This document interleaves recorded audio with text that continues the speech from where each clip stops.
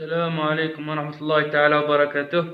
أيها الشعب الجزائري الأحرار داخل الوطن أو خارج الوطن، موضوعنا اليوم هو الحكومة الإسبانية ترفض مرور الطائرات المغربية فوق الأراضي الصحراوية، الصحراء الغربية. نعم، كما تعرف الصحراء الغربية.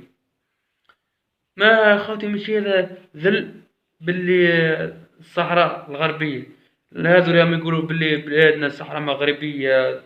الدولة المغربية تقول باللي من طنجة للقويرة، ما دام من طنجة للقويرة يعني باللي الصحراء راها تاعهم تابعة ليهم مغربية.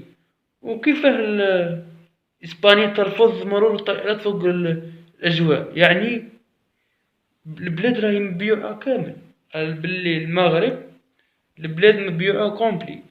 سبتو مليلية في إسبانيا. الصحراء هي بلد إن شاء الله يولي بلاد مستقل، لكن باللي كي راكم تشوفوا باللي مازال تابع لإسبانيا ماشي المغرب. راهم يبيعوا الأوهام للشعب المغربي باللي إسبانيا تاع الصحراء مغربية. سبتة سوف ترجع، مليلة سوف ترجع، جزر القناري سوف يرجع. والله غير بهديل، والله غير يبيعوا لهم في الأوهام. هذا الشعب المغربي بعض الأحيان نقول له حمار. شعب مغربي صح، شعب حمار ما يفهمش.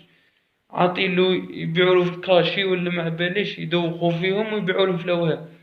كيفاه نتايا بلادك وما يخلوكش تعقب فوق الأجواء؟ سبحان الله.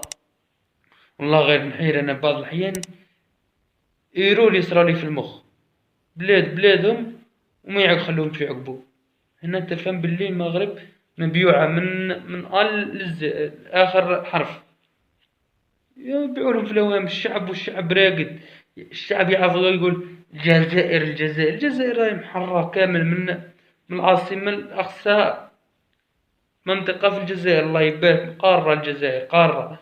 صح، شوفوا نتوما يا رب العالي، لا أجواء، لا أجواء، لا ندب، لا فو عليكم كلاب.